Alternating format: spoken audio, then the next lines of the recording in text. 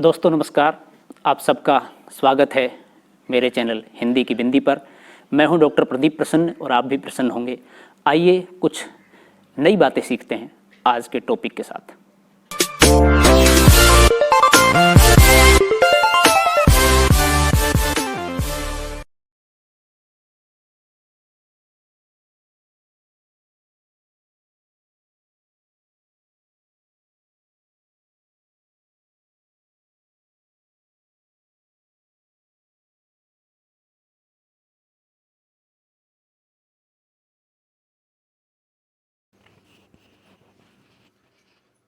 विद्यार्थियों, आज की वीडियो हम बना रहे हैं कक्षा 8 की हिंदी पाठ्य पुस्तक वसंत के पाठ 17 बाज और सांप, जो कि एक कहानी है निर्मल वर्मा द्वारा लिखित।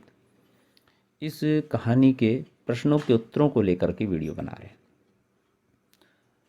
इस कहानी से संबंधित एक वीडियो हम पूर्व में बना चुके हैं, जिसमें इस कहानी का वाचन किया है, उसका अर्थ, उसका भाव बताया है, व्याख्या की है और उसका विश्लेषण किया है।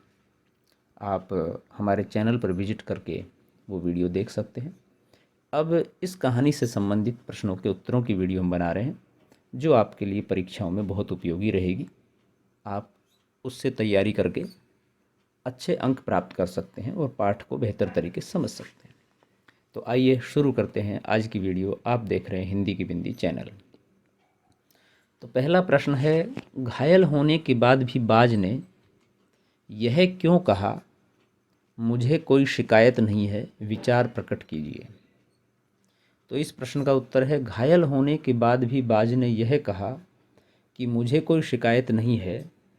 उसने ऐसा इसलिए कहा क्योंकि वह किसी भी कीमत पर समझौतावादी जीवन शैली पसंद नहीं करता था। वह अपने अधिकारों के लिए लड़ने में विश्वास रखता था। उसने अपनी ज़िंदगी को भरपूर भोगा। वह असीम आकाश में जी भरकर उड़ान भर चुका था। जब तक उसके शरीर में ताकत रही, तब तक ऐसा कोई सुख नहीं बचा जिसे उसने न भोगा हो। वह अपने जीवन से पूर्णतः संतुष्ट था। तो ये कारण थे। अगला प्रश्न है, प्रश्न नंबर 2, बाज जिंदगी भर आकाश में ही उड़ता रहा, फिर घायल होने के बाद भी वह उड़ना क्यों चाहता था? तो इसका उत्तर है, बाज जिंदगी भर आकाश में उड़ता रहा। उसने आकाश की असीम ऊंचाइयों को अपने पंखों से नापा। बाज साहसी था। वह किसी भी कीमत पर समझौतावादी जीवन शैली पसंद नहीं करता था, अतः कायर की मौत नहीं मरना चाहता था। वह अंतिम क्षण तक जीवन की आवश्यकताओं के लिए संघर्ष करना चाहता था। प्रश्न नंबर 3 है, सांप उड़ने की इच्छा को मूर्खतापूर्ण मानता था, फिर भी उसने उड़ने की कोशिश क्यों की? उत्तर है, सांप उड़ने की इच्छा को मूर्खतापूर्ण मानता था क्योंकि वह मानता था कि वह उड़ने में सक्षम नहीं है। पर जब उसने बाज के मन में आकाश में उड़ने के लिए तड़फ देखी, तब सांप के मन में भी उत्सुकता जागी कि आकाश का मुक्त जीवन कैसा होता है। इस रहस्य का पता लगाना ही चाहिए। तब उसने भी आकाश में एक बार उड़ने की कोशिश करने का निश्चय किया। दूसरी बात, सांप इसलिए भी उड़ने को मूर्खतापूर्ण जीवन मानता था क्योंकि सांप ने वो उड़ करके आकाश में विचरण करके वो आनंद कभी भोगा ही नहीं। वो जानता ही नहीं कि उड़ने में क्या सुख है। दूसरा, उसका दृष्टिकोण ये भी था कि आकाश में उड़ करके एक ही जगह पर वहीं ऊपर से क्या देख लोगे आप? बार बार उस चीज़ का अवलोकन करना। दाना खाना है आपको, पानी पीना है, रहना है, नींद लेनी है, वो सब के लिए पृथ्वी पर आना पड़ेगा। तो इसलिए भी सांप ऐसा सोचता था कि ये मूर्खतापूर्ण काम है उड़ना। प्रश्न नंबर 4 है, बाज के लिए लहरों ने गीत क्यों गाया था? उत्तर है, बाज की बहादुरी पर प्रसन्न होकर लहरों ने गीत गाया था। उसने अपने प्राण गंवा दिए परंतु जिंदगी के खतरे का सामना करने से पीछे नहीं हटा। तो उसकी प्रसन्नता प्राण गंवाने की जो बहादुरी थी उस पर प्रसन्न होकर के। प्रश्न नंबर 5 है, घायल बाज को देखकर सांप खुश क्यों हुआ होगा? उत्तर है, सांप का शत्रु बाज है चूंकि वो उसका आहार होता है। घायल बाज उसे किसी प्रकार का आघात नहीं पहुंचा सकता था, इसलिए घायल बाज को देखकर सांप के लिए खुश होना स्वाभाविक था।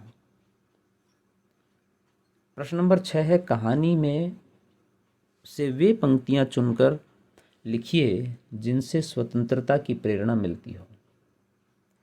उत्तर है, कहानी की स्वतंत्रता से संबंधित पंक्तियां इस प्रकार हैं। जब तक शरीर में ताकत रही कोई सुख ऐसा नहीं बचा जिसे न भोगा हो। दूर दूर तक उड़ानें भरी हैं, आकाश की असीम ऊंचाइयों को अपने पंखों से ना पाया हूँ। आह, काश मैं सिर्फ एक बार आकाश में उड़ पाता। पर वह समय दूर नहीं है जब तुम्हारे खून की एक एक बूंद जिंदगी के अंधेरे में प्रकाश फैलाएगी और साहसी बहादुर दिलों में स्वतंत्रता और प्रकाश के लिए प्रेम पैदा करेगी। अगला प्रश्न है 7वां, मानव ने भी हमेशा पक्षियों की तरह उड़ने की इच्छा की है। आज मनुष्य उड़ने की इच्छा किन साधनों से पूरी करता है? उत्तर है, मानव ने आदिकाल से ही पक्षियों की तरह उड़ने की इच्छा मन में रखी है, किंतु शारीरिक असमर्थता की वजह से उड़ नहीं पा रहा था, जिसका परिणाम यह हुआ कि मनुष्य ने हवाई जहाज का आविष्कार कर दिखाया। आज मनुष्य अपने उड़ने की इच्छा की पूर्ति हवाई जहाज, हेलीकॉप्टर, गैस बैलून आदि से करता है। पक्षियों को देख करके या दूसरी चीज़ों को देख करके आकाश में उड़ते हुए मनुष्य के मन में भी ये सहज रूप से कल्पना और इच्छा व्यक्त होती है कि वो भी उड़े। और प्रारंभ में जब उड़ने का कोई संसाधन नहीं था, तब इसी तरह से उड़ने के संसाधन बनने के लिए वो प्रेरणा के स्रोत बने।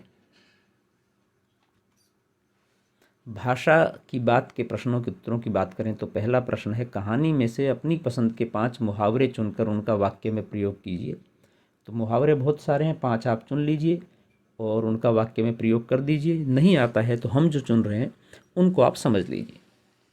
तो बच्चों का मुंह देखकर माता जी ने परीक्षा का क्या नतीजा आया होगा यह भांप लिया।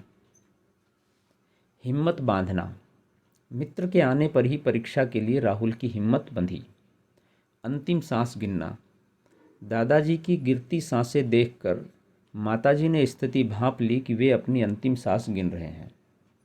मन में आशा जागना, शिक्षिका की कहानी ने मेरे मन में आशा जगा दी। प्राण हथेली में रखना, सिपाही देशवासियों की जान बचाने के लिए अपने प्राणों को हथेली में रख देते हैं। अगला प्रश्न है 2, आरामदेह शब्द में देह प्रत्यय है, यहाँ देह देने वाले के अर्थ में प्रयुक्त है। देने वाला के अर्थ में दय, प्रद, दाता, दाई आदि का प्रयोग भी होता है, जैसे सुखद, सुखदाता, सुखदाई, सुखप्रद। उपर्युक्त समानार्थी प्रत्ययों को लेकर 2-2 शब्द बनाइए। जैसे कि ये उत्तर इस प्रकार है, प्रत्यय और शब्द। दय से सुखद, दुखद। दाता से परामर्शदाता, सुखदाता। दाई से सुखदाई, दुखदाई। देह से विश्रामदेह, लाभदेह, आरामदेह। और प्रद से लाभप्रद, हानिप्रद, शिक्षाप्रद। तो विद्यार्थियों, ये थी आज की वीडियो आपने पूरी देखी, इसके लिए आपका बहुत बहुत आभार।